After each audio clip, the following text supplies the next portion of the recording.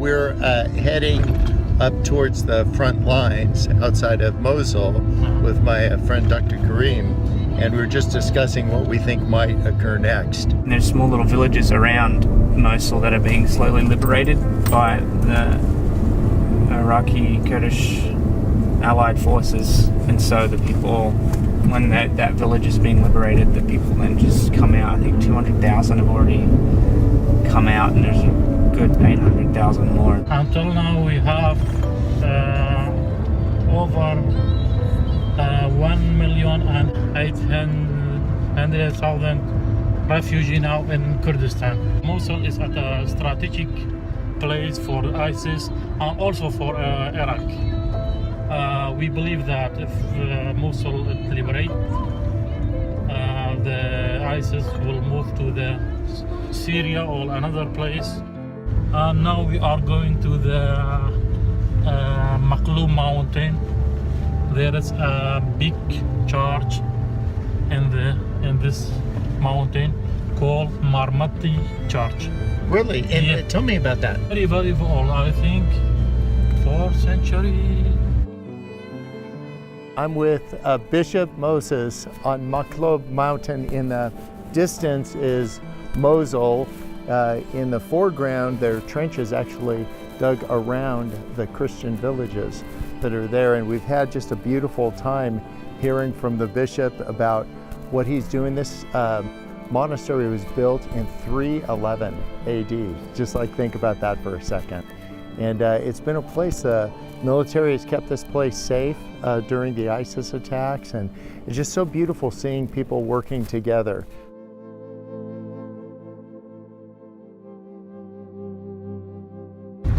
Okay, so we're now on a road heading towards the front line. Can you tell us where are we going?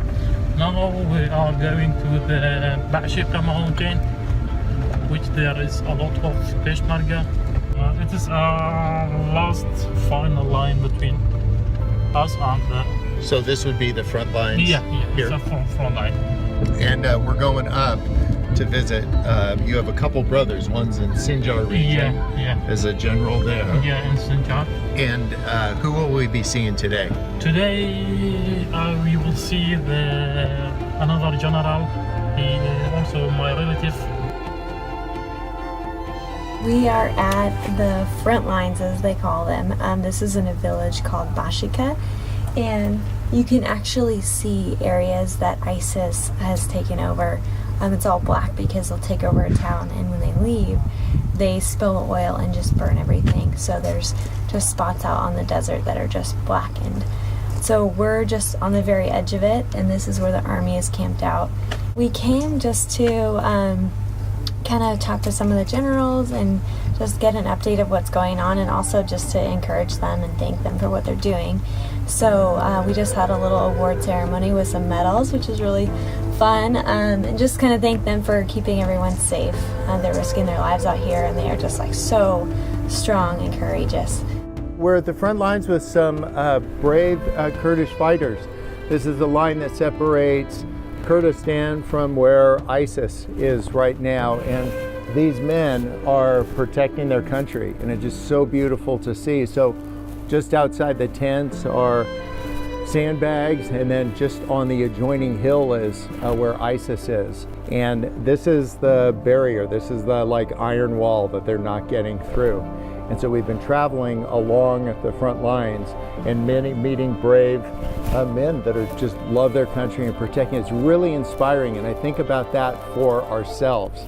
Like if we could protect the people that are important in our lives the way that these guys are protecting a country, we'd really be on to something.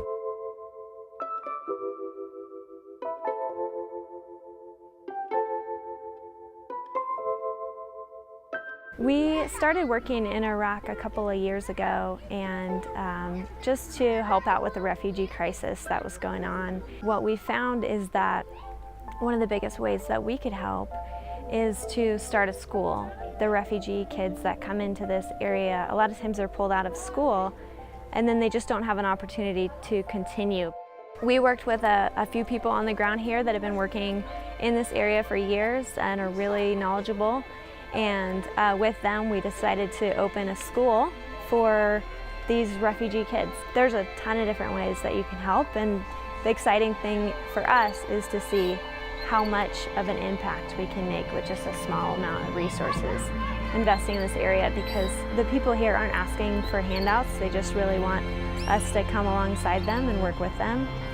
And so what we can do is put the tools in their hands, start a school, get their kids in classes, and they'll kind of take it from there.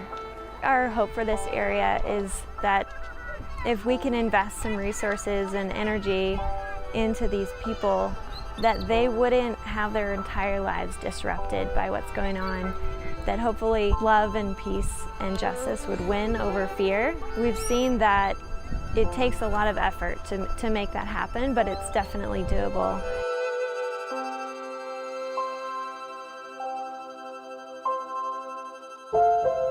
What's the feeling of people in the region towards people in the other faith communities? Let me talk myself. I'm Muslim, but also ISIS called their Muslim. Can you compare between me and them, Mr. Bob? Never. I've seen you at work. I've seen how you love people. So I want to tell for the world, they are not Muslim. They are just a terrorism. We love Christian people. We love Yazidi people. I think we proved that for all the world. Yeah. I think you are here, you saw us with the refugee. Yes, that's it. Because I've seen you in action. People say many things, but I've seen what you do, because I've seen you when the bulldozers come in to make new camps for the refugees. Yeah. And I've seen you on the side with a big smile. And I've seen the school that you built.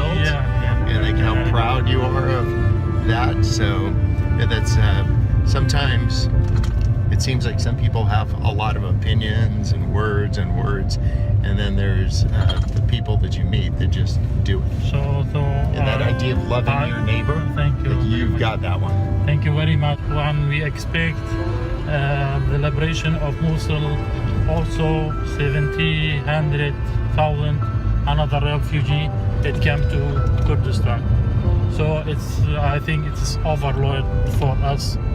So we ask Bob Gaff, we send a message for the world to help us, because it is over our